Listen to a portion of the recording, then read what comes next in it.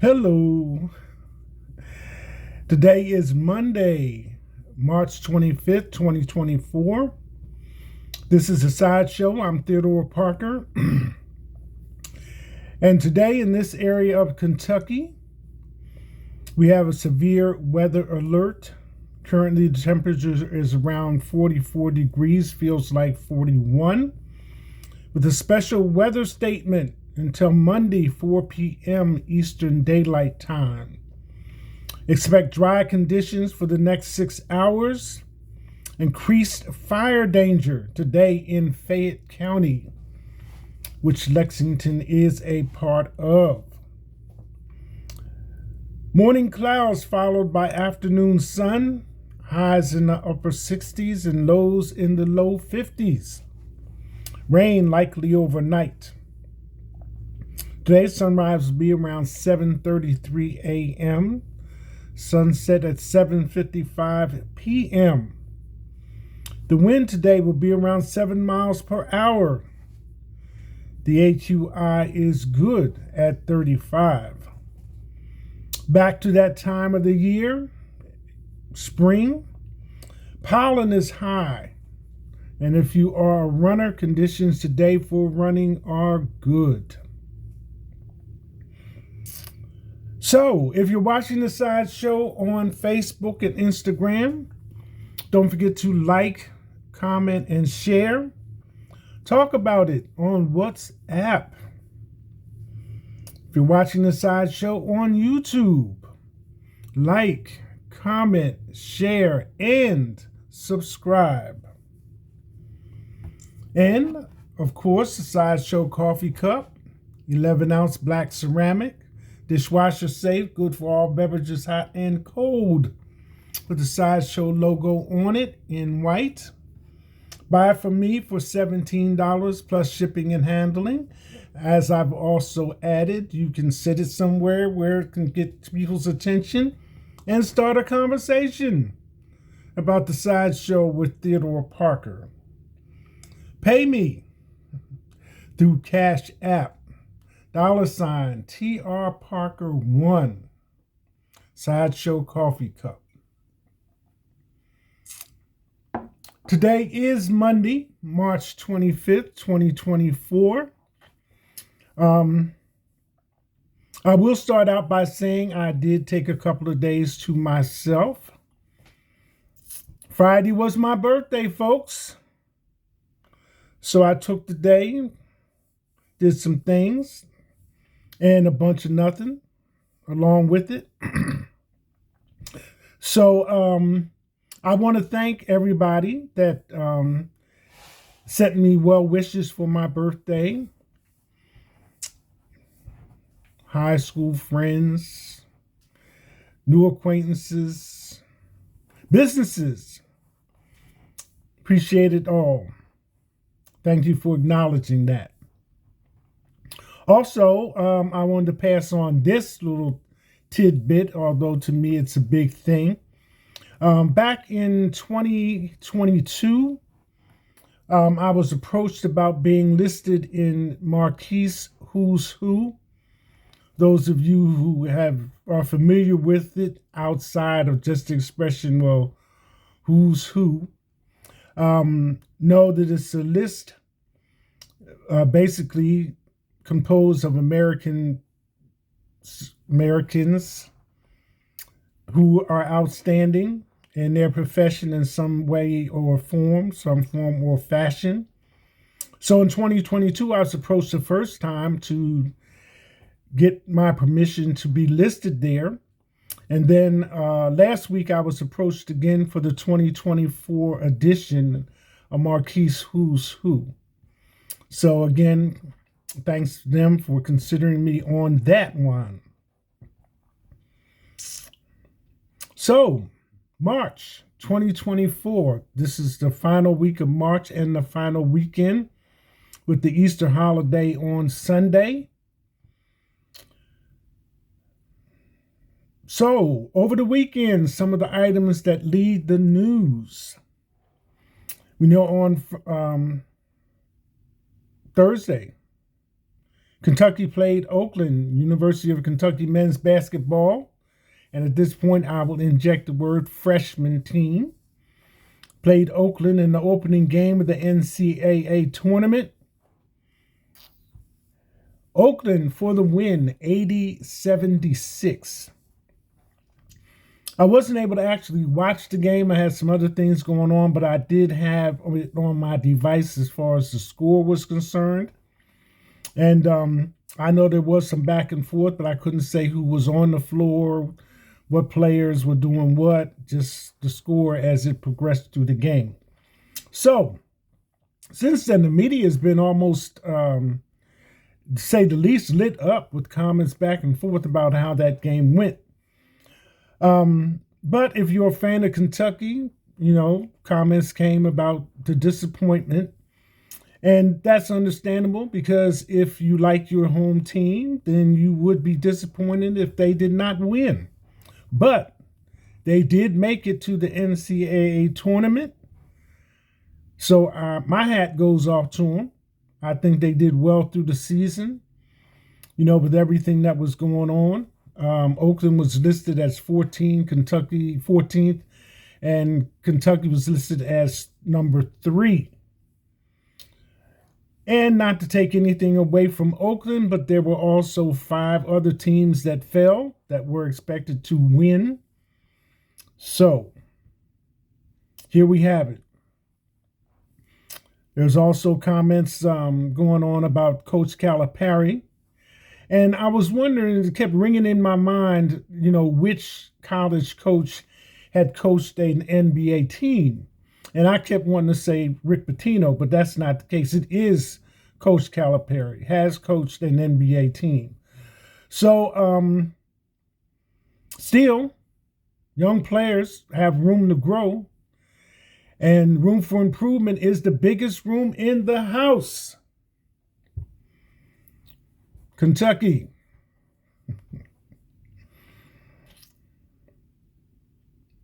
One to grow on.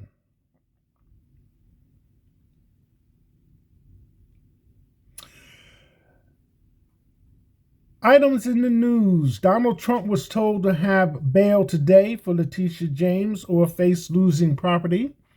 Last week, there was a bond set for $454 million, I believe.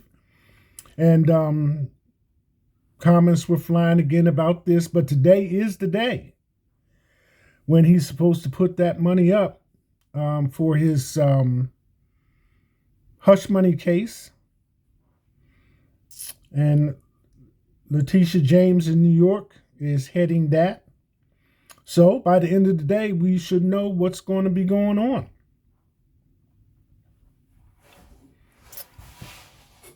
Breonna Taylor. This month makes 4 years since she was killed by Lexington police. So now Breonna Taylor, bipartisan effort in Congress, seeks national ban on no-knock warrants to honor memory of Black woman. 4 years after the tragic death of Breonna Taylor, bipartisan efforts by Kentucky's legislators aim to enact national change inspired by her case. Republican Senator Rand Paul and Democratic Representative Morgan McGarvey are introducing the Justice for Breonna Taylor Act in both the Senate and House, seeking to prohibit no-knock warrants nationwide. Paul is optimistic about the bill's passage due to its bipartisan support, including from Senator Cory Booker. Taylor's mother attended the press conference announcing the move, expressing gratitude for efforts to prevent future tragedies. As we remember Breonna Taylor, let us stand in solidarity and continue to fight for a future where no life is unjustly taken.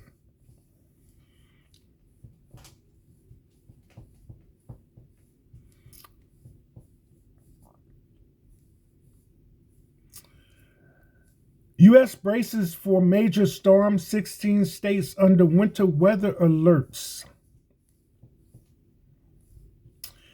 Candace Owens fired from Daily After Israel Hamas comments, urges followers to sign up to new YouTube channel. This was, I don't have to apologize for it, but I really wasn't familiar with Candace Owens' name per se. I know there are individuals out there that, in their remarks show support for Donald Trump and his ideas. So what happened was, right after this, the next article, the Candace Owens interview with the Breakfast Club, she got the whole swamp in her head. Now that I did happen to be in the car and the radio was on, and it was on the channel or station where the Breakfast Club is aired.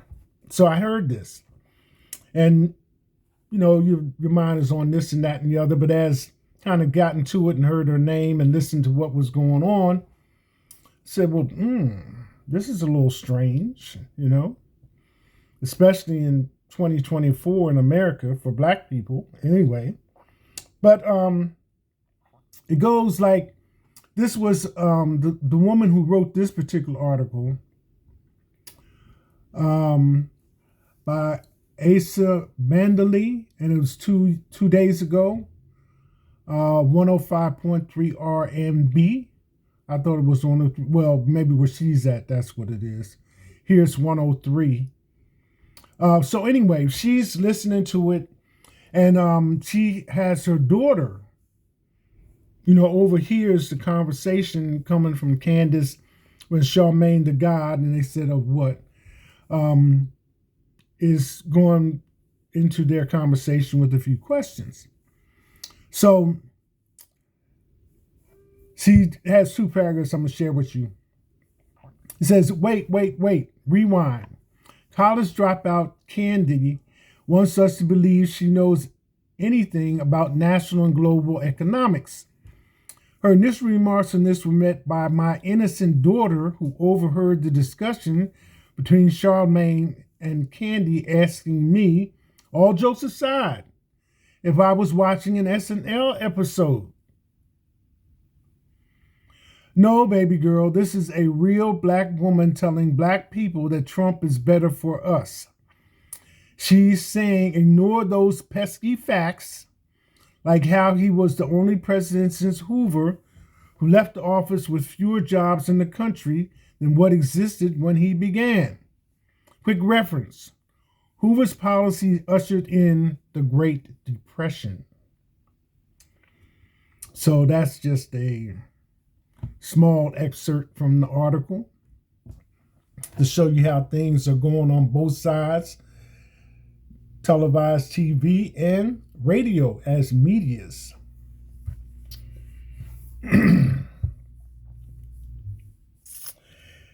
This one came as a surprise.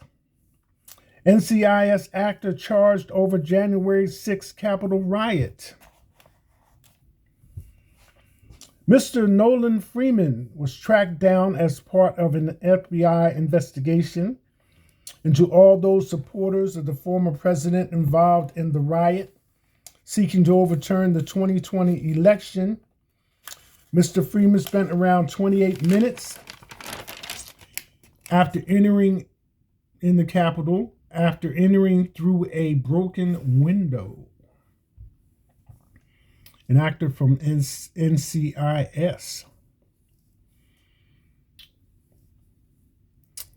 A few of the headlines. Eric Trump says leaders he hit for $500 million in father's bond scramble were laughing. Biden trolls Trump for boasting about golf trophies. Quite the accomplishment. Senator Lisa Murkowski says she may leave GOP over party's Trump mania.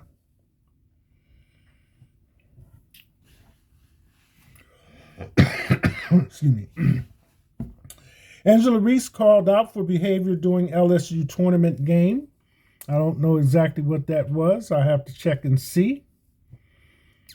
And all of you, I'm sure, have heard about the terrorist attack in Moscow. 4 suspects charged in Moscow terror attack, Russia news agency says.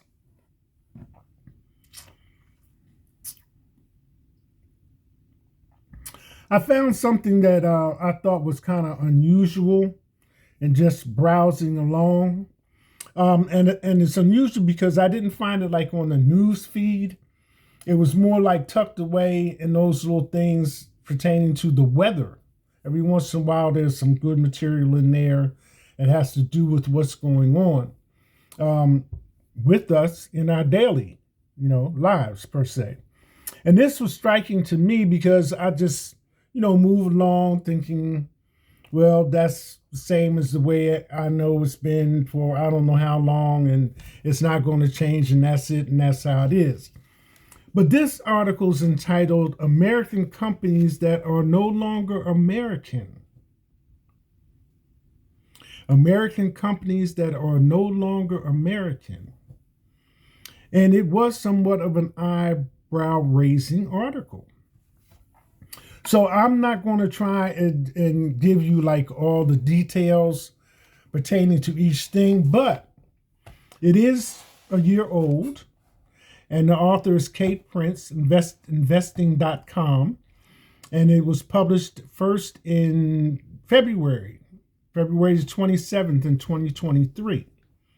So let's get in it and see what's going on. It's just a list of products and companies and things of this nature. So number 1 on the list, Popsicle. Original headquarters, Oakland, California. Purchased by Unilever.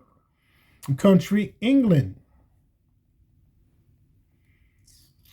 Popsicle has such an interesting history that it's almost Hollywood. The recipe was created by 11-year-old Oakland native Francis Epperson when he accidentally left a drink outside overnight with a stick in it. When he returned to it the next day, it was a popsicle. As an adult, he released the product to the world, and it was an instant hit.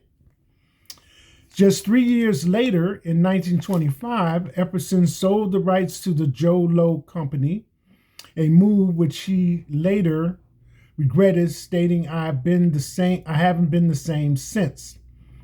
Epperson's rival, Good Humor, bought the popsicle in 1989, but by then was a subsidiary of Unilever, making the Oakland-born popsicle a British-Dutch-owned creation.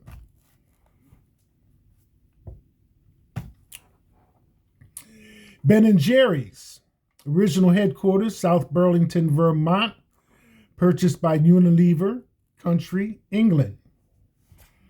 Ice cream company Ben & Jerry's has made a name for itself as a pop culture staple. The brand is mentioned in countless movies and TV shows as one of America's most beloved foods. The origin story is sweet too, with best friends Ben Cohen and Jerry Greenfield opening their own parlor in 1978. In 2000, Ben & Jerry's announced it had been bought by London-based conglomerate Unilever. The deal was struck for $326 million, with Unilever being the highest bidder out of 3 different companies looking to make the takeover. The purchase helped to boost Unilever's portfolio. Burger King. Original headquarters, Miami, Florida. Purchased by Restaurant Brands International. Country, Canada. Fast food has long since been an institution in the United States, with many names, including Burger King, making a huge amount of profit. James McLemore and David Egerton first opened their store called Insta Burger King in Miami back in 1954. Little did they know that we're creating an international brand. Just over 10 years later, Burger King was sold for the first time. Since then, it's been owned by several companies. As of 2020, Canadian company Restaurant Brands International is the proud owner of the Big Whopper, which merged with Tim Hortons. BK still receives financial backing from NYC's 3G Capital.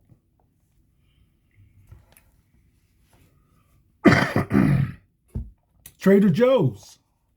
Original headquarters, Monrovia, California.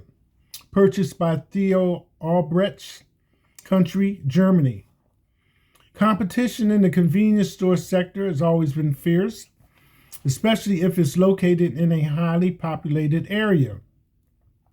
Back in 1967, Joe Colombo started stocking unusual and hard-to-come-by foods to try and entice customers into shopping with him instead of at 7-Eleven. It worked. That store is still open today, but Joe sold Trader Joe's in 1979. The owner of Aldi Nord, Theo Albrecht, became the new owner. Aldi is a huge supermarket chain, so the Albrechts have a great deal of family money. Theo is said to be worth over $16 billion thanks to his wise investments. American Apparel. Original headquarters, Los Angeles, California. Purchased by Gildan Activewear, country, Canada. One of the most appealing aspects of clothing retailer American Apparel for consumers was its slogan, Made in USA, sweatshop free. For the conscientious shopper, this was a brilliant brand. Everything went swimmingly for the company up until 2015, when it went bust and scrambled to get back on its feet.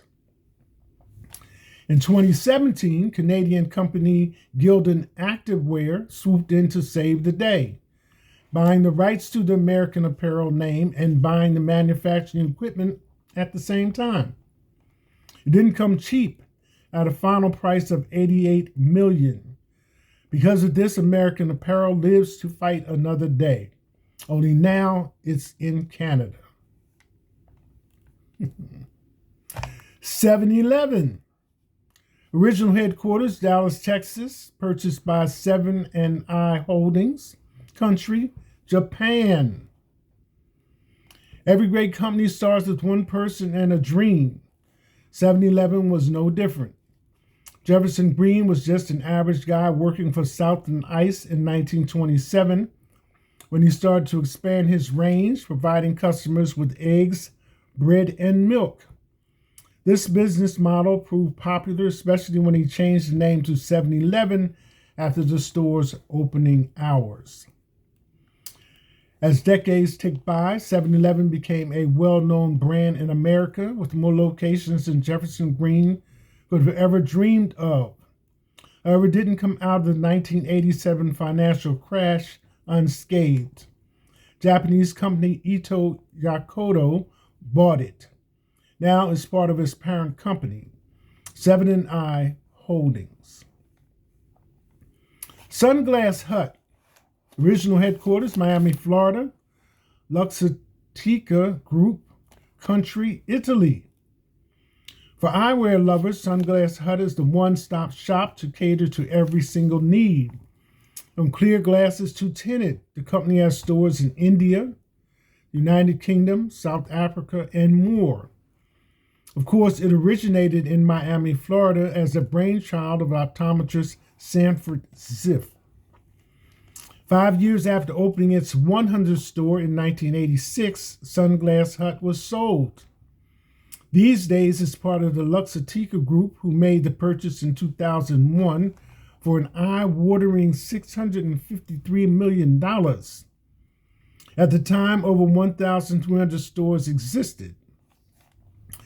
Now, close to 2,000 exist across the globe, with 81 of these existing in the United States. Holiday Inn. Original headquarters, Memphis, Tennessee. Purchased by Intercontinental Hotels, country, England. It may be hard to imagine now, but back in 1952, Holiday Inn was just a single motel on the way from Memphis to Nashville. Clemens Wilson first came up with the idea after having a less than desirable experience during a family road trip to Washington, D.C. By 1953, Wilson had partnered with Wallace E. Johnson to build more locations. At some point in the late 80s, the well-established hotel chain was purchased by an English company called Intercontinental Hotels Group. Holiday Inn locations have continued to pop up and are still owned by IHG to this day, proving it to be a wise investment.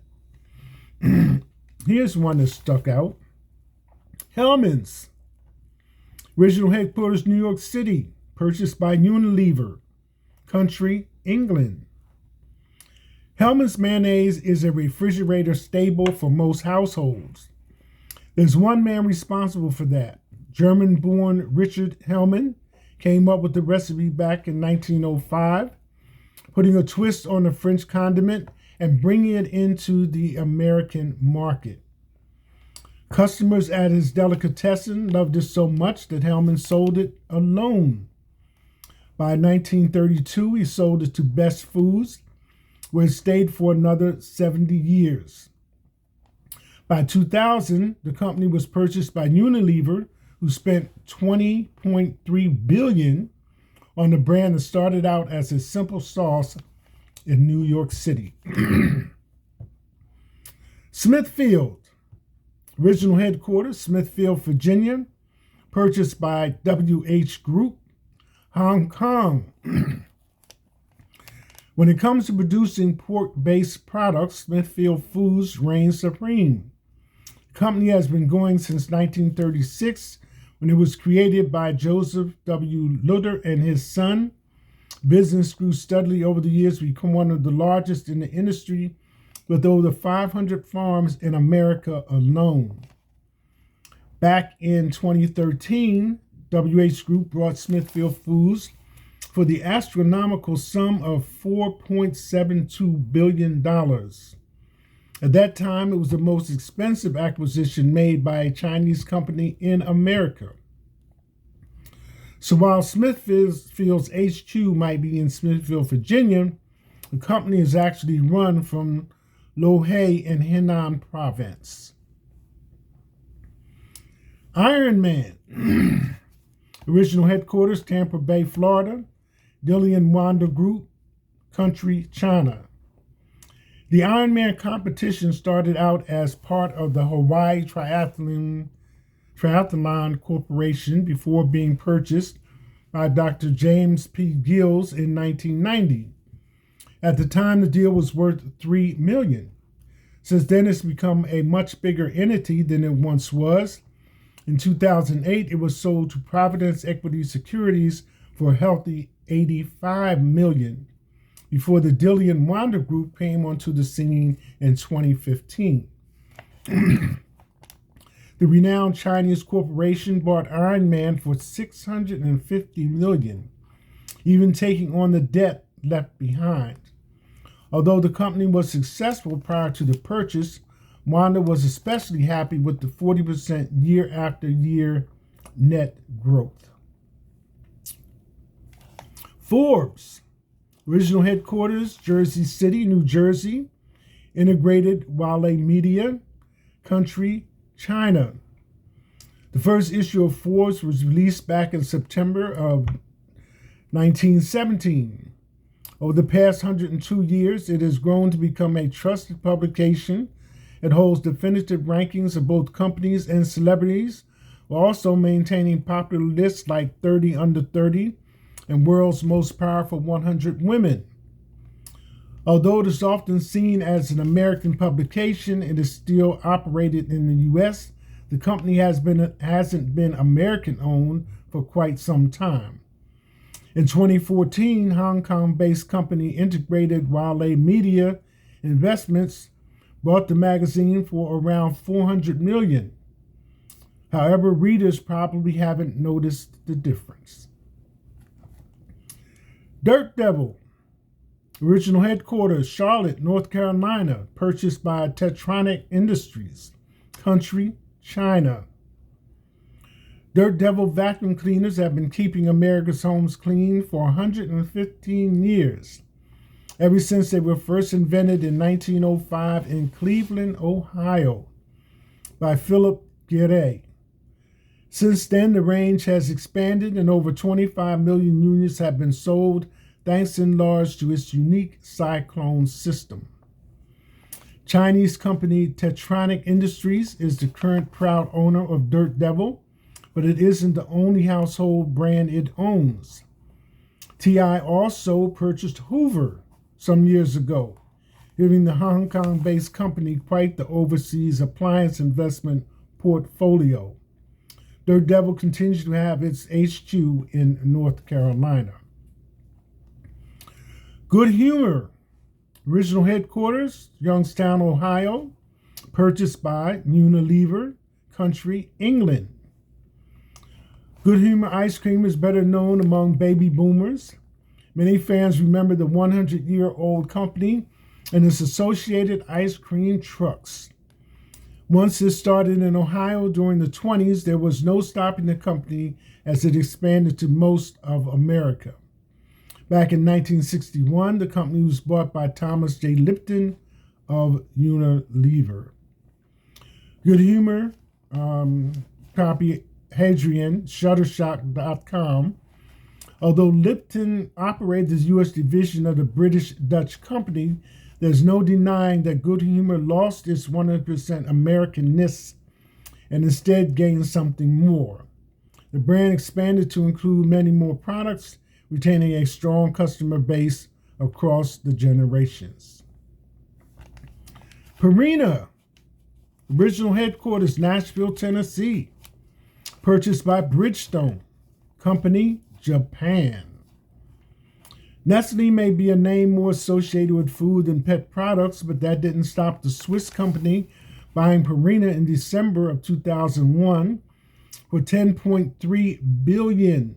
The decision was made to merge Nestle's original pet food company, Friskies Pet Care, with Purina.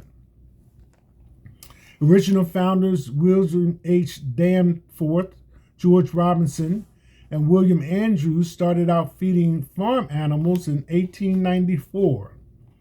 They were blissfully unaware that this simple creation would make them incredibly rich men.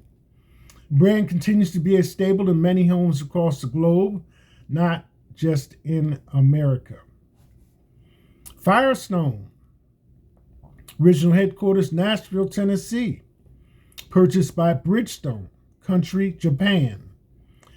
In 1988, tire brand Firestone was offered the chance to merge with Italian company Pirelli, but the deal didn't sit right. Instead, Firestone opted to sell to Bridgestone Corp. The Tokyo-based company spent $2.6 million on the purchase, equating to $80 a share. At the time, it helped Bridgestone become the second largest tire manufacturer in the country. The Bridgestone offer achieves our objective of enhancing shareholder values and will add maternally to the employment security and career opportunities available to the men and women employed by Firestone's existing businesses, explained Firestone in a statement printed in the Los Angeles Times. Gerber, original headquarters, Florham Park, New Jersey, purchased by Nestle, country, Switzerland. In 2007, Nestle made headlines again when it announced plans to buy Gerber Products Company for $5.5 billion. The baby food retailer was a smart acquisition for Nestle, who then got the biggest slice of the global baby food pie. As a market, it's notoriously profitable. As a brand, Gerber has been serving the parents of the world since 1927, when Daniel Frank Gerber's wife started to make baby food for their daughter, Sally. A light bulb went off in Daniel's head. With no time at all, he had 5 products ready to hit the market.